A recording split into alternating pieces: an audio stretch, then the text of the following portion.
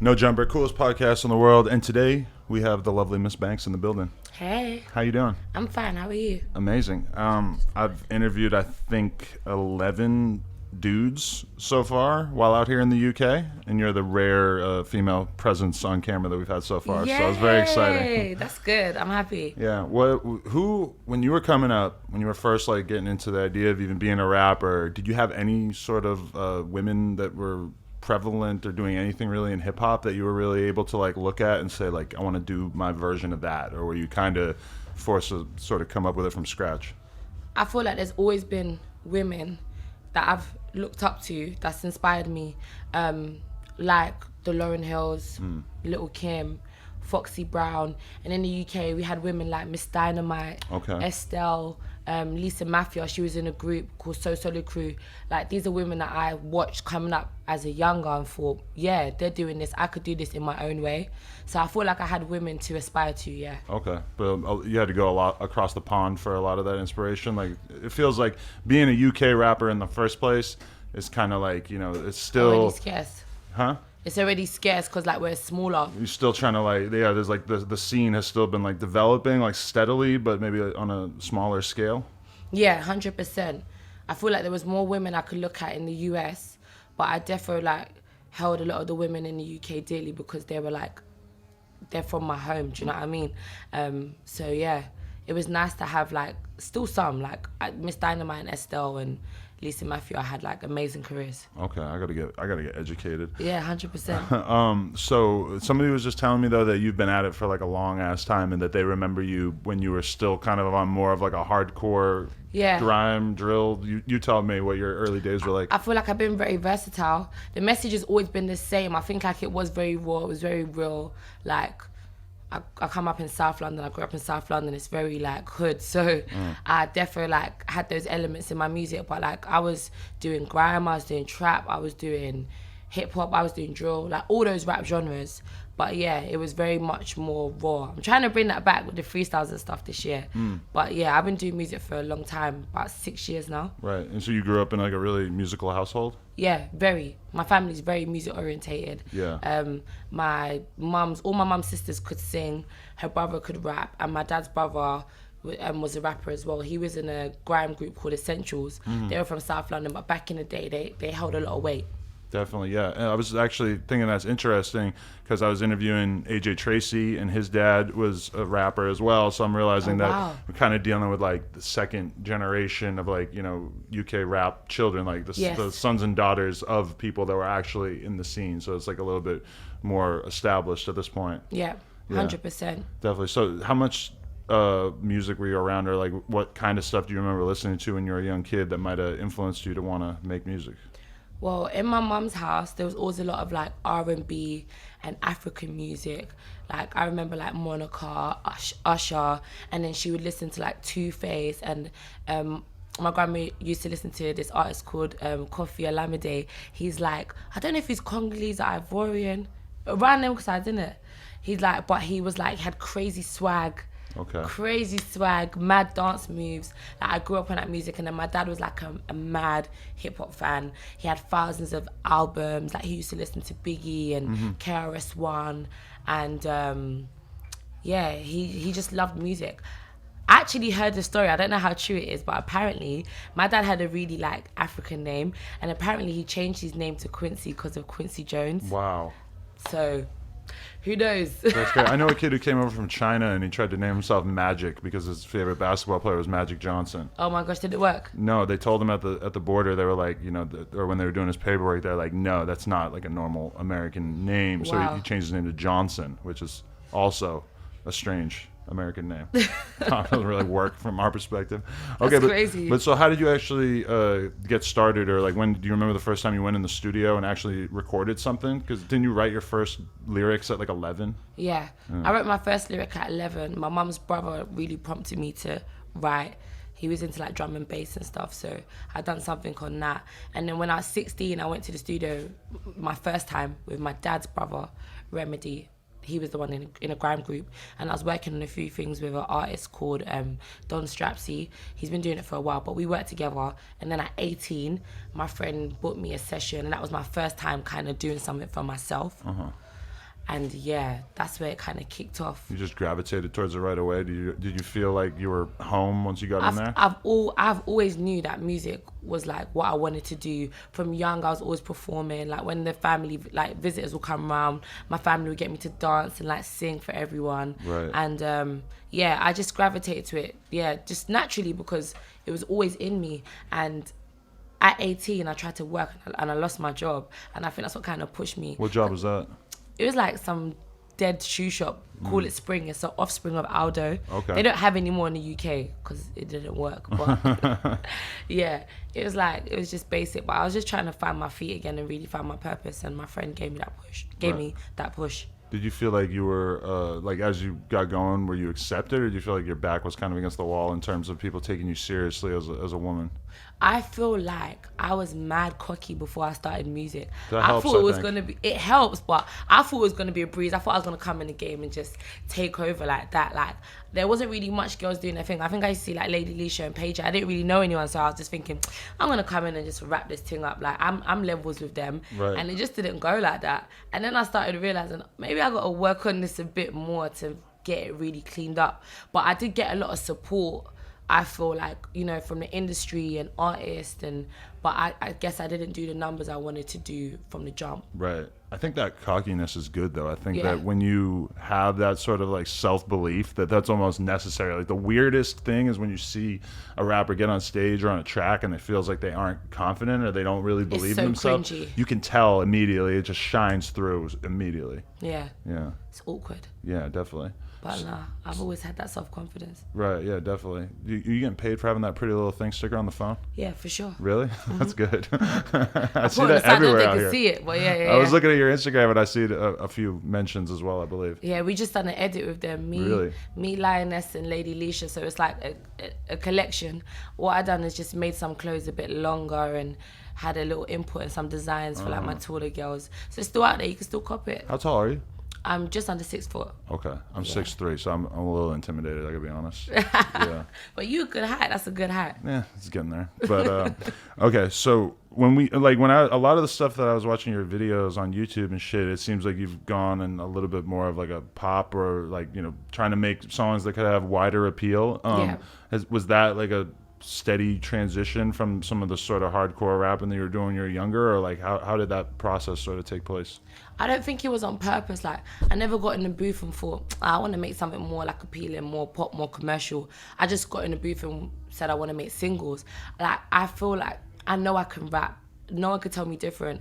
I feel like when I was doing the freestyles, they were hard, it was amazing, but it weren't connecting with the people I needed it to. I'm thinking, I'm saying a lot of stuff. Why is it not like hitting how it needs to hit? Like, I know, like, I don't want to say numbers on everything because I feel like, you know, numbers don't lie, but I wanted it to just do bigger than it was doing. And I think it also took me a long time to realize that just if a song even if a song doesn't do 1 million views, doesn't mean it's not good. You can still have quality music that hasn't done the numbers. I was just talking about that outside. But it's a slow build, you know, people forget about that these days, is that it's like, you know, you gotta, you know, put stuff out over and over and over, and like ideal situation is that every time you put out something new, that it's gonna make your older stuff go up, and that people are gonna like sort of slowly sort of realize the vision. It can be tough to pull that off in like one video or one project. For sure. So like, I'd never done it on purpose, but I always felt like I could rap, I could freestyle my ass off, but I wanna make songs. Like, I wanted to make hits. Like I love going out. I'm always in a club, so I wanna hear something that, you know, will make me move. Like, I want to feel moved, I want to turn up. So I started kind of going more in that approach. And I feel like over like the past year, I've just been in that zone. Like, I've been turning up, like it's summer, I'm having fun. I just want to make turn up music. But like, I feel like that side of me, the raw side, how I started, isn't gone. It's still there. And like, people hear it. Like, I bring it in every now and then. Like, I got a project coming out soon, and I got a few freestyles coming, so people will still see that side. And I'm glad that I'm putting out the tunes I am now, because it's opening up people for when I bring that side back. When your like fan base really started to take hold and stuff, who do you see as kind of your average fan? Like, do you look at like the young girls in London and see them like particularly gravitating towards your stuff because you're speaking on their existence or their experience? It's a lot of the young girls. And like a lot of the young black girls as well. Like, I get a lot of love from like, and it's crazy because sometimes I feel like a lot of artists feel like they don't get supported in their own community, which is weird. But like, I get a lot of love from the young girls and the black, like, for 100%, and the guys though as well. Yeah, I don't know. I feel like I put to a lot of people actually. Yeah. What they were telling me to ask you about South London girls and the particular character or experience that they might have as opposed to the rest of London. Can you tell me anything about that? I feel like South London girls are a bit more rough around the edges. We're a bit like raw, we're a bit hood, very streetwise. Like, I feel like, because even when I started going to college and like I met West girls, I'm like, West girls know how to dress. They look fly, they're designered up, they look good. But I was thinking, what South girls are? And I thought, oh my God, South girls are just hood. Like, we're just in your face. Like, but I love that because I feel like it comes across in the music as well. More street smart, like more experience-wise, Yeah, I feel 100%. like would be the... Because South is, first of all, South is the biggest. We got Southwest and Southeast. If you go to any party, any event in London, when they ask what areas people are from, North, East, South, South always have the biggest response because we're it's massive. So you get to meet all different types of guys, but there's so much different areas as well.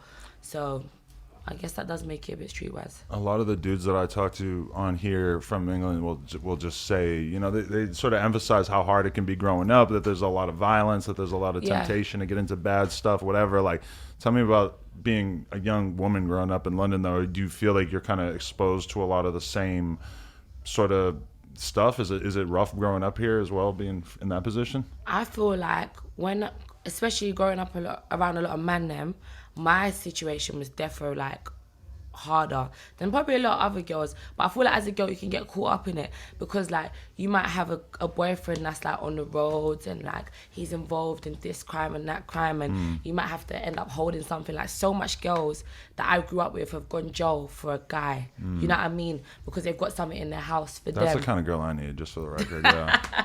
My girl didn't take the charge. Yeah. No, I shouldn't even say that. But like girls, a lot of girls are riding for their guys. But yeah, you're holding stuff and you're there and, you know, like you're supporting. So it can be hard. But I grew up around a lot of guys and I was in the field just as much as them. I was in the mix. I was out there.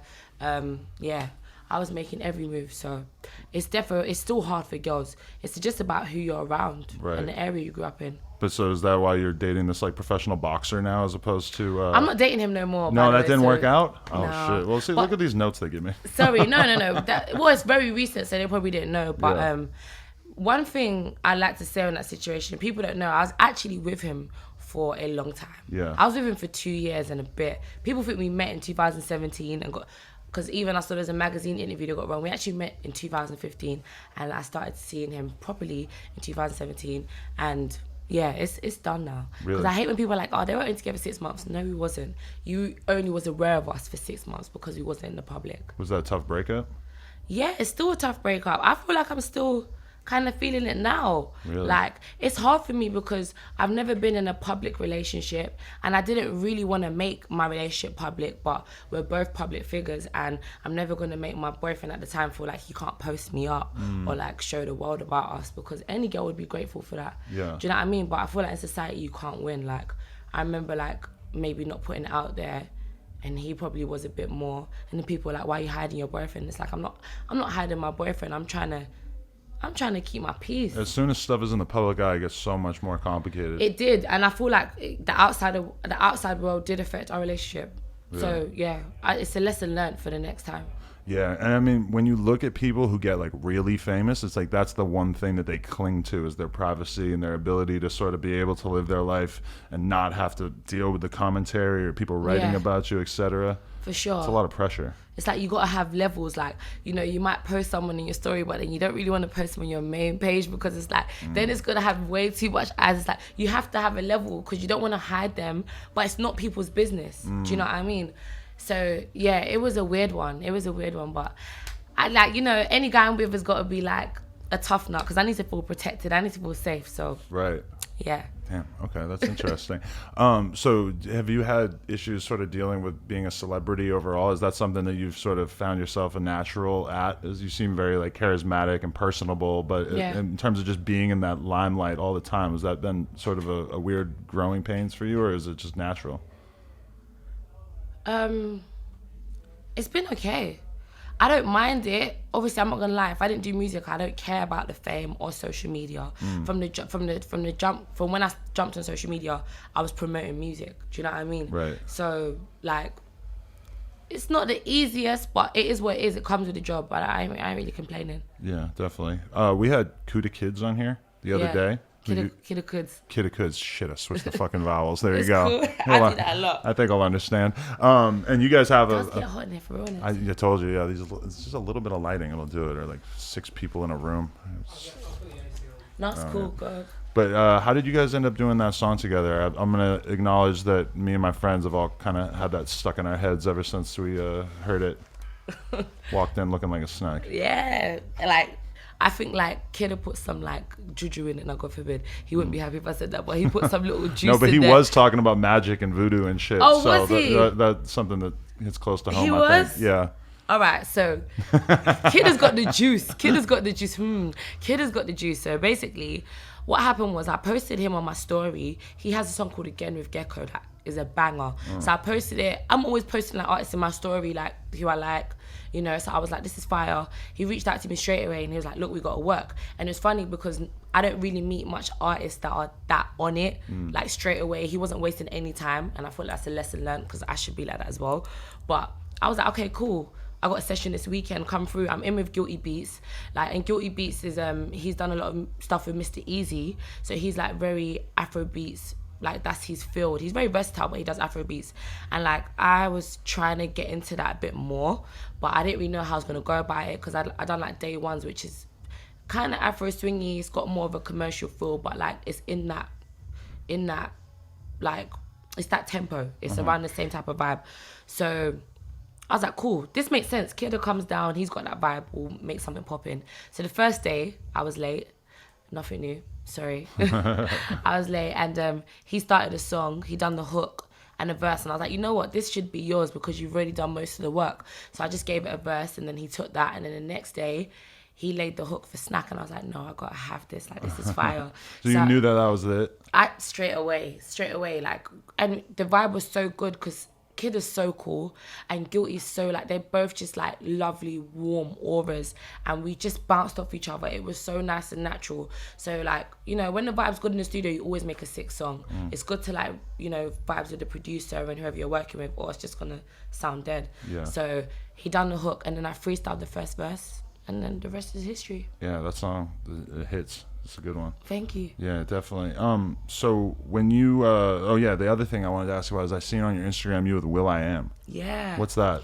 So I went to, after I done the Brits with Little Mix, which is an amazing moment, I flew out the next day to go meet will.i.am and that was all in connection with Pretty Little Thing. We was going to make a song because they done a song with India Love, which was like for the US version, but obviously India Love is like, she's an influencer, but she's not really an artist. Like she's just had started, so they've done that. But then I feel like, you know, Pretty Little Thing's a UK-based brand, and they wanted to do something with some girls from the UK that's doing their thing. So they flew us out. We done the song, and then it was crazy because we done the song. And then when will.i.am heard it, he was like, "This is so hard." He remade the whole beat, and then we shot a video out there, but it wasn't great. So he came to the UK and we shot it again. Really?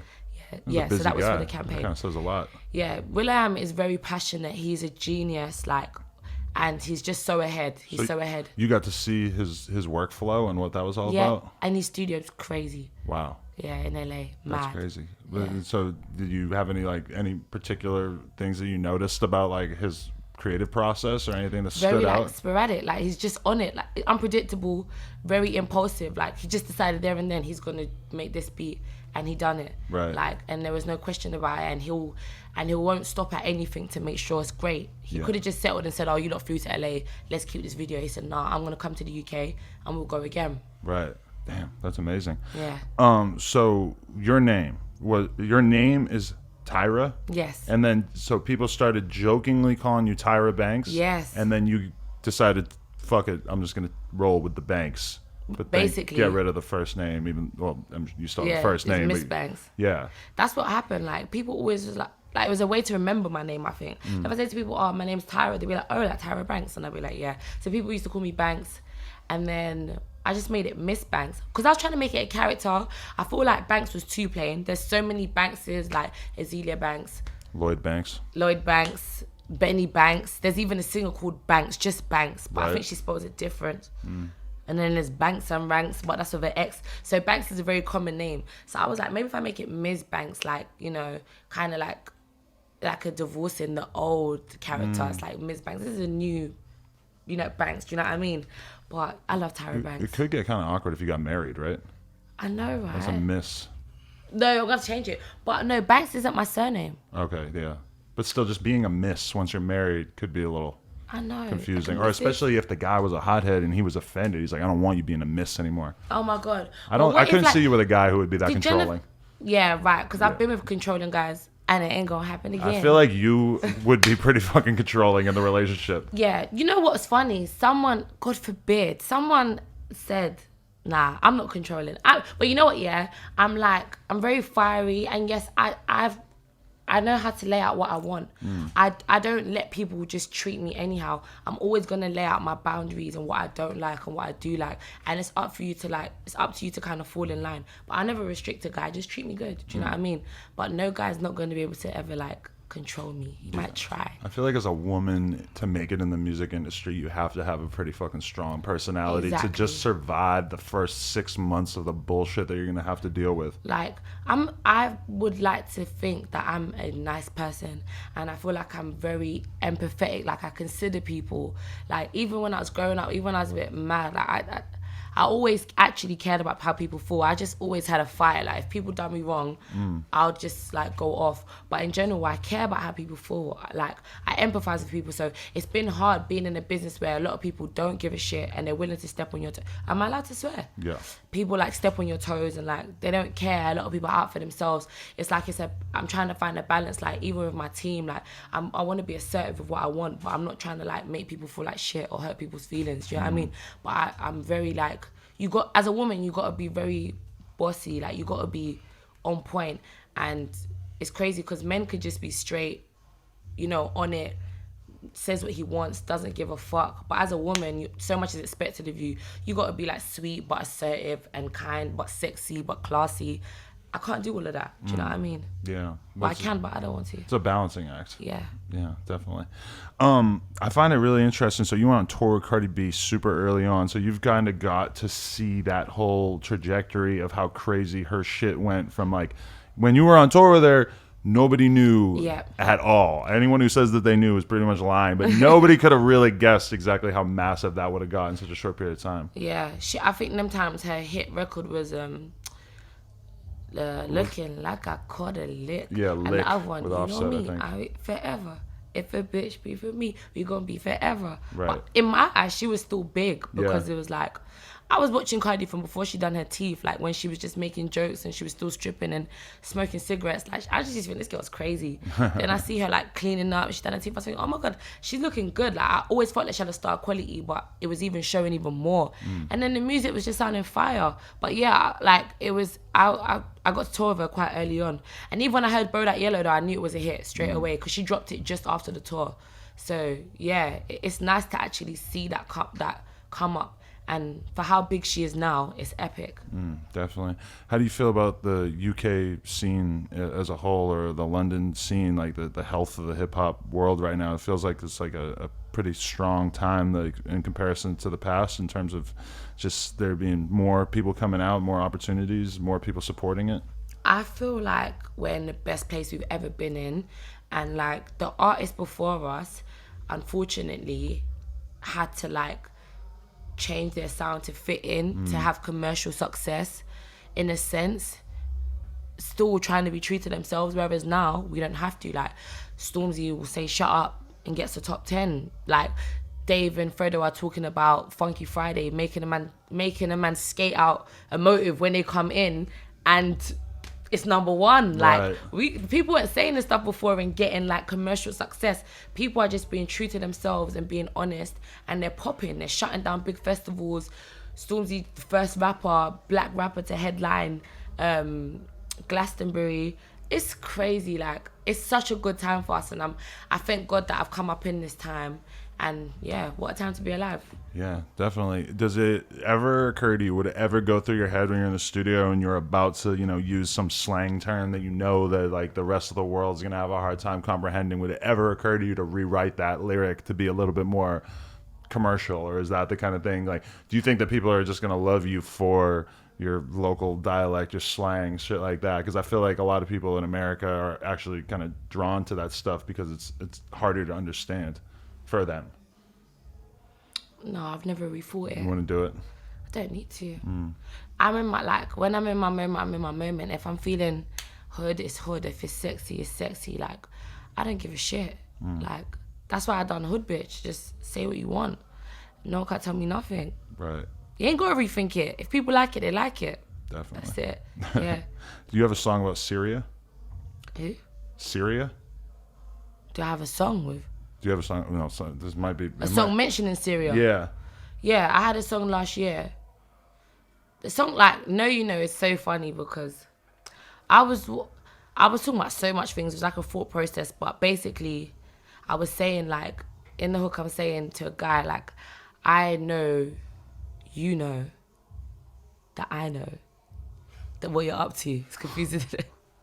I know. You know what I'm saying? Like, you know when someone's doing you dirty and it's like, I know you know. Like, I know you know what you're doing and I know you know that I know. But I spoke about loads of stuff like, you know, we're going through this shit and really and truly, we don't need to be going through it. I don't need to be focused on this. There's bigger problems in the world. Like, can't you see what's happening in Libya, bombing children up in Syria? Do you know what I mean? Like, there's other things we could try and fix instead of, like, this petty shit. So yeah, sometimes I mention little things because sometimes I'm really aware of what's going on in the world, but I don't want to come across too conscious. Sometimes, but yeah, I mentioned it because it's important to me. I feel like it's something that needed to be said. Right. Yeah. Yeah, definitely. So in terms of like your career and what kind of new stuff you have coming out, what do you want the people to keep an eye out for? I got a new single dropping soon. Really? It's fire. A bit different for me. You can't tell us the name or anything? Huh? You can't tell us the name? The song's called Back It Up. Okay. And it's featuring Gecko. Oh. But it's a banger. It's different for me, showing more of my like melodic side. So you guys check that out. And yeah, I got a project coming soon. I've been really working to make sure it's clean. So I had hopes of it dropping in the summer. I don't know if it's still gonna happen, but it's coming soon. Right. Are you signed? No. No, you're not. Still independent. So you don't have to worry about the label telling you when to put shit out? No. The only problem I ever have is that when I'm supposed to actually give them the music to put out my distributor, I'm not giving it on time. So I need to actually give it to them so I can get out on time. So are you the type of person that'll just keep refining a song over a period of time? Or? Yep. I don't know if it's a bad thing, but I'm definitely a perfectionist. I can't hear my own music or watch my own video and cringe. That's a problem. I have to be happy with every second of it. So I think that's good. Yeah. Most of the people I know who go in the booth, they just like whatever they do in that 10 minutes it's going to be something based on that. Nah, well, it may be based on that, but I'm going to build up that whole thing, that whole idea. I freestyle a lot in the studio, but I always clean it up to make sure everything's on point.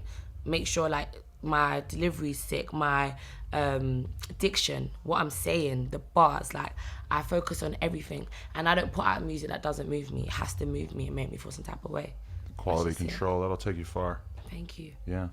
Well, hey, I'm a fan. Anything you want to say to the people out there in terms of what they should keep an eye out for beyond just that video? Just that video, yeah. Look out for the project. I got more freestyles coming and your girl ain't changed, innit? I'm making hits, but I can still rap that raw shit and I got a lot of it coming. Beautiful.